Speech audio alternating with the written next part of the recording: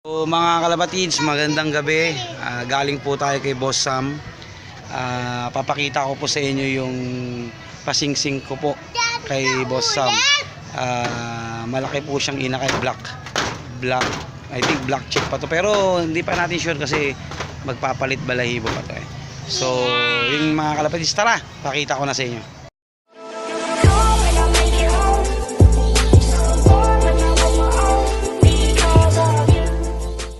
Mga kalapatids, pasilip ko lang sa inyo tong pasingsing natin. Kinuha na natin ngayon lang. Yan.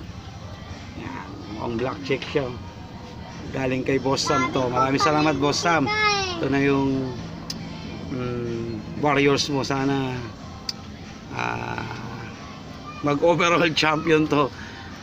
Magandang bloodline to. Salamat, Boss Sam. Siya, mga kalapatids.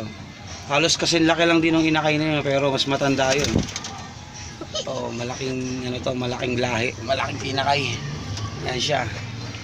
Malaking inakay. Yan, halos magkasing edad lang yan. Halos magkasing laki lang pero hindi sila magkasing edad. Malaki to. Malaking bata to. Nanggaling po tayo dun sa isa nating idol, si Boss Sam. Kinuha ko lang po yung pasingsing natin. Yan po, pinakita ko na po sa inyo yung galing sa kanya. Panlaro po natin ng Norte. Salamat, Boss Sam, sa inakayon na ito. Sana mag overall champ dahil sa lindyadang meron siya sa loob.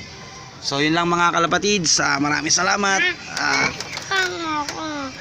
Abang tayo bukas. Samahan nyo ako.